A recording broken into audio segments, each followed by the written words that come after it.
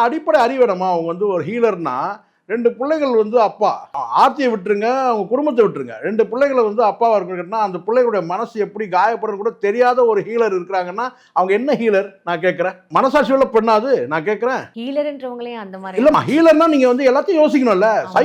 Psychology தெரிஞ்சவங்க நீங்க. அவங்க கண்ணீர், அவங்க அழுகை, அந்த 2 பிள்ளைகளுடைய வந்து பார்த்தீங்கன்னா ஏக்கம், தவிப்பு, கண்ணீர், அழுகை எல்லாம் வந்து உனக்கு இரைச்சலா உனக்கு?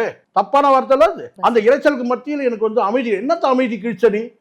பாட்டு பாடுறது, டான்ஸ் ஆடுறது வந்து நம்ம தவறா சொல்லலாமா? ஆனால் அவங்க ஆடக்கூடிய டான்ஸை பாருங்க, அவங்க பாடக்கூடிய பாடல்களை வந்து அவங்க வந்து அந்த ஃபில்மை பாருங்க, அவங்க காட்சியை பாருங்க, எவ்வளோ ஆபாசமா இருக்கு. இப்படி ஒரு பெண் வந்து ஜெயம் ரவிக்கு தேவையா? நீங்க கருத்து முரண் ஏற்படுது கணவன் மனைவிக்குனா நான் கேட்கறது நீங்க சொல்றீங்க. நீங்க ஒருத்தர் நீங்க ஜெயம் ரவி சொன்னீங்கன்னா ஒரு நல்ல குடும்பத்துல ஒருத்தர் பிறந்து வளர்ந்து இப்போ அதனால தான் நான் முதலே சொல்லிட்டேன். இப்போ இதே வந்து கேட்டினா ஹேபிச்சுவலாக இந்த எரர் பண்ணக்கூடியவங்களாக இருந்தாங்கன்னா நான் குறிப்பிட்டு சொன்னால் தான் சிக்கலிங்க. சில நடிகர்களை நம்ம பேசுறது இல்லை, கடந்து போயிடும். ஏன் கடந்து போயிடும்? ஏன் ஜெயம் ரவி மட்டும் நம்ம மென்ஷன் பண்ணி பேசுகிறோம்? ஜெயம் ரவி மீது ஒரு களங்கம் வந்தால் கூட அதை வந்து நம்ம தான் துடைக்கிற இடத்துல இருக்கிறோம். காரணம் கேட்டினா